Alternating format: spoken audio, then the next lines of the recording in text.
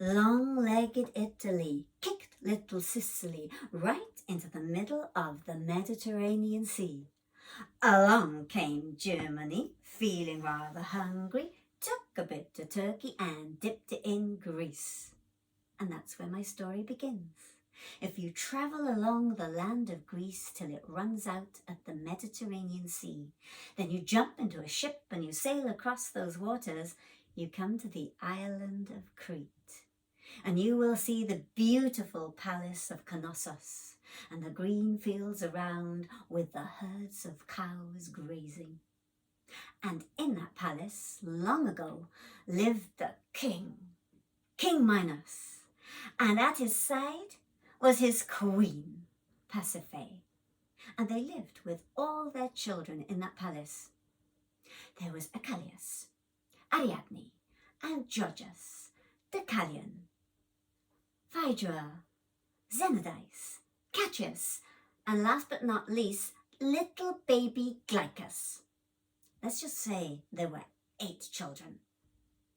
What a beautiful place to grow up. So many rooms in that beautiful palace. Quite a labyrinth. And the fields outside were so gorgeous to play in. You could play hide and seek and ball, and you could play hide and seek and ball all together. And that's what the children were doing on the day Glaucas went missing. Poor little Glaucas, crawling on all fours. He couldn't keep up with the others, and then whoosh, the ball came past him, and he watched it go pop, pop, pop, pop, down a staircase, somewhere he'd never been before. So he followed the ball, toddling along, and sometimes on all fours, till he got to the bottom of the stairs. And then he smelt something sweet, something like sweets, and then he saw it. A great big jar of honey without the lid on. He wasted no time. He stood up and hung onto the jar and tried to peer inside. He tried to stick his tongue out to lick the lovely honey. Couldn't quite reach, so he clambered up a little bit more and reached over and plop! Glaucus fell into the jar of honey and was stuck. Tea time came. Pasiphae and Minos were calling for the children to come for their tea. All of them showed up, apart from Glaucus. Where's baby Glaucus? Oh, he's so naughty, the other kids said. Well, go and find him. They ran this way and that. No Glaucus. King Minos clapped his hands and sent the servants to search. They went high and low and the length and breadth of the whole island. No Glaucus to be found. By the morning, Pasiphae was tearful and distracted, and Minos said, "That's it! We've got to go and see the Oracle of Delphi. They'll be able to tell us where our child is." The oracle spoke in strange words. "A marvelous creature has been born amongst you." "But all my children are marvelous," said Pasiphae. "The one who finds the essence and depicts the marvelous one the most will be the finder of your child." And that's all the oracle said. "What does the oracle mean?" said Minos.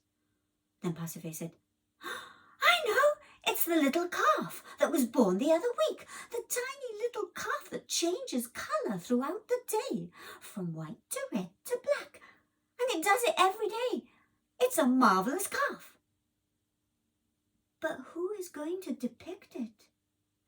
"I know," said Minos. "We will have a competition. Painters or poets, they can make a picture, write a poem, and describe our lovely little calf, and we'll see who the winner is."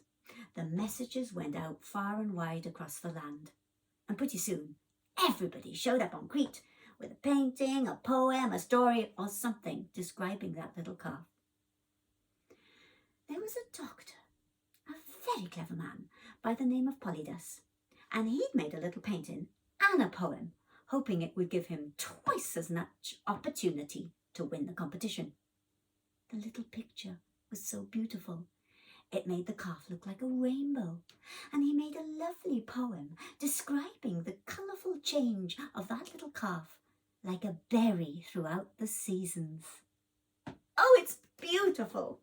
This is the one that's going to win," said Queen Pasiphae. "You're right," said Minos. "Now then, Polydas, you will find our baby Glaucas and bring him back to us alive. That's what the oracle said." Well, Polydas scratched his head and he started his search round every room of the house. And as he was walking past the steps of the cellar, he heard a noise. Zzz. A bee came flying around his head, and then woof, he had to duck because a great big owl flew past him, chasing the bee out of the house. Well, that's a bit strange, thought Polydas. So straight down the steps of the cellar he went. When he got to the bottom, he saw it. The jar of honey with a little baby stuck inside it. "It's Glaucas! It must be him!" He dived into the jar and pulled out the sticky baby and held it in his arms. He ran up the stairs right back to where Minos and Pasiphae were waiting. "Here he is, your little son, Glaucas. I found him." "But he's dead," said Pasiphae, and she cried even more, and Minos growled. "Right, you were supposed to find our baby alive, and you found our sticky baby dead. That's it. We're going to wall you up in the cellar with a sticky baby. We'll give you a sword and a lamp, and that'll last to your end." And that's what happened. Poor old Polydas was sitting in the cellar, a sword at his side, one little oil lamp, and a sticky baby in his arms. He thought he was on his own in the darkness, when out of the corner he saw two bright little red lights. And as it came closer, he could see it was the red eyes of a snake. "Oh no! The sticky baby! It's all sugary, and the snake wants to come and lick the honey off the sticky baby. I'm going to have to kill it." He grabbed for his sword and stabbed the snake. Plop! It died. "I'll just wait here and hope that something good happens." Then out of the same corner, there were two more bright red lights, and another snake came out as if it was looking for its friend.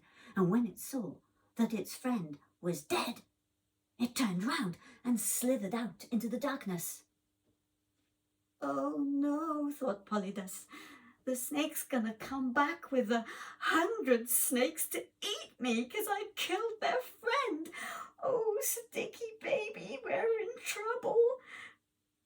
But when he looked up to that dark corner, he saw just two red eyes. The snake came back, and he noticed that in its mouth was a little leaf, like a herb. It came up to the dead snake and rubbed the herb all over the wounds.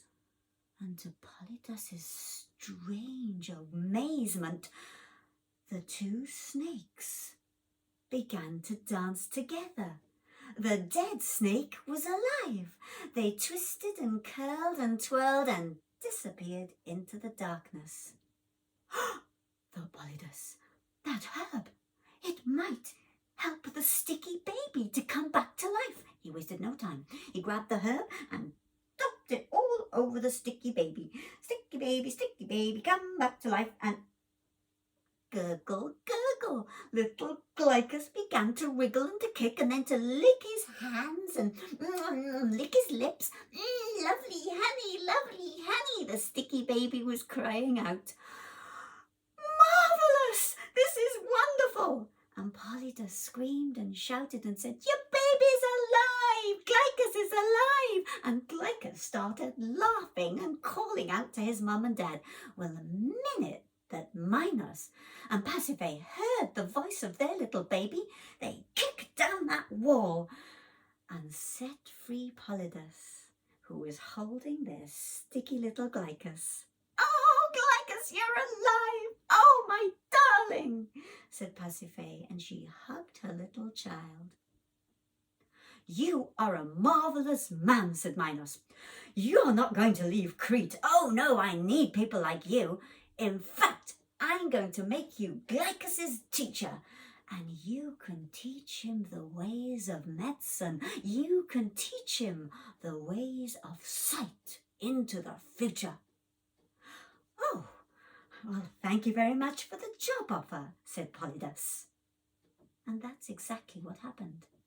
Polydus began to teach Glaucus as he grew and grew into a young man. But Glaucus' story didn't stop there. It went on into the future. So from the past to the future, my story has traveled.